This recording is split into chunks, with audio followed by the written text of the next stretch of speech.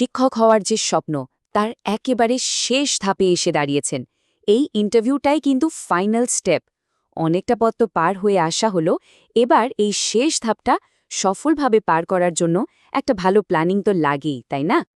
স্বপ্নের চাকরির একদম দোরগোড়ায় পৌঁছে যাওয়ার অনুভূতিটা কেমন? নিশ্চয়ই মনে অনেক উত্তেজনা, আবার একটু টেনশনও হচ্ছে, তাই তো? আচ্ছা চলুন না, আজ আমরা পুরো ব্যাপারটা একটু গুছিয়ে নিই, যাতে একদম কনফিডেন্সের সাথে ইন্টারভিউ বোর্ডের সামনে বসা যায়। হ্যাঁ, এটাই কিন্তু সেই ফাইনাল স্টেপ। রিটেন পরীক্ষা তো পাশ হয়ে গেছে, এবার এই ইন্টারভিউটাই হলো নিজেকে প্রমাণ করার শেষ সুযোগ।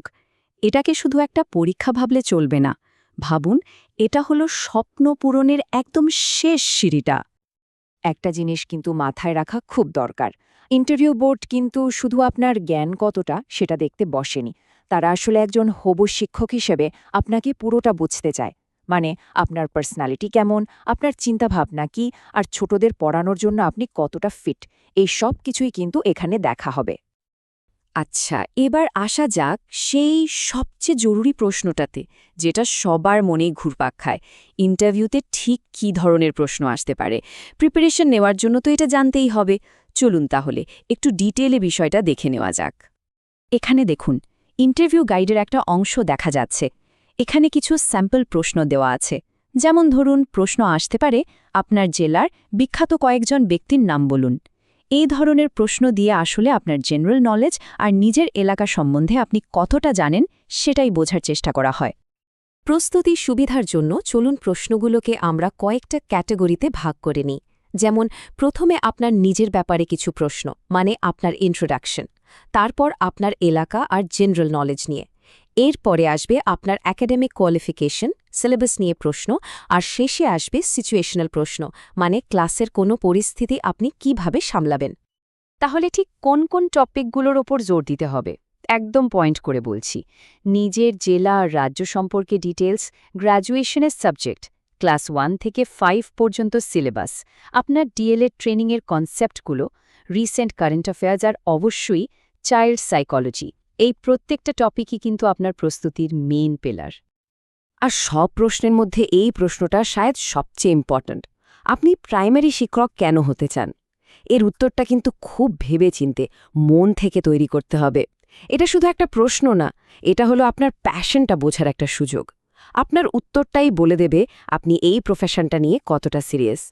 পড়াশোনার প্রস্তুতি তো হলো, কিন্তু এর পাশাপাশি ইন্টারভিউয়ের দিনের জন্যও কিছু প্র্যাকটিক্যাল প্রস্তুতি নেওয়া দরকার। বিশ্বাস করুন, এই ছোট ছোট জিনিসগুলো আপনার কনফিডেন্স কিন্তু অনেকটাই বাড়িয়ে দেবে। চলুন এবার সেই দিকটা একটু দেখে নিই। দেখুন, সবার আগে যেটা করতে হবে সেটা হলো সব জরুরি ডকুমেন্টস গুছিয়ে নেওয়া। Online application form, admit card, মাধ্যমিক থেকে শুরু করে গ্র্যাজুয়েশন, ডিএলএডের সব মার্কশিট, সার্টিফিকেট, আধার কার্ড, ভোটার কার্ড, সব কিছু একটা ফাইলে গুছিয়ে নিন। লাস্ট মোমেন্টের জন্য কিচ্ছু ফেলে রাখা যাবে না। ড্রেস কোড কিন্তু খুব ম্যাটার করে, কারণ এটাই আপনার ফার্স্ট ইমপ্রেশন তৈরি করবে। পুরুষদের জন্য একটা ফর্মাল শার্ট, প্যান্ট আর ফর্মাল জুতোই ভালো। আর মহিলাদের জন্য হালকা রঙের শাড়ি বা চুড়িদার পরলে দেখতে খুব মার্জিত লাগে। মোট কথা, একটা প্রফেশনাল লুক থাকাটা খুব দরকার।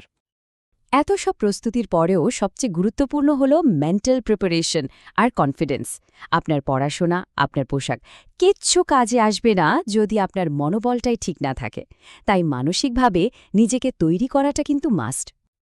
আর একটা ছোট্ট কিন্তু খুব জরুরি টিপস। ইন্টারভিউর ঠিক আগে আগে যারা আপনাকে ডিমোটিভেট করতে পারে বা নেগেটিভ কথা বলতে পারে, তাদের থেকে একটু দূরে থাকুন। নিজের চারপাশে একটা পজিটিভ ভাইব তৈরি করাটা এই সময় খুব দরকার। আর দিনের শেষে এটাই হলো আসল মন্ত্র, নিজের ওপর এই বিশ্বাসটা রাখা যে আমি পারব। এই মনোবলটাই কিন্তু আপনাকে ইন্টারভিউ রুমের সাহস যোগাবে। এই বিশ্বাসটাই আপনার পুরো প্রস্তুতিটাকে কমপ্লিট করবে। আমরা প্রায় আলোচনার শেষে চলে এসেছি।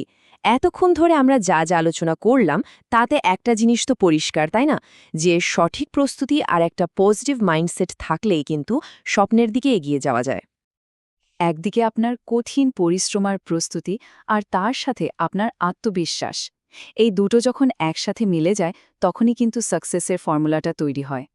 এই দুটো জিনিস সাথে থাকলে নিজের বেস্ট পারফরম্যান্সটা দেওয়া সম্ভব। তাহলে শেষ প্রশ্নটা হলো, এই সব প্রস্তুতির পরে একজন শিক্ষক হিসেবে নিজের স্বপ্নটাকে সত্যি করার জন্য আপনি কি তৈরি? উত্তরটা আপনার নিজের কাছেই আছে। অনেক অনেক শুভেচ্ছা রইল।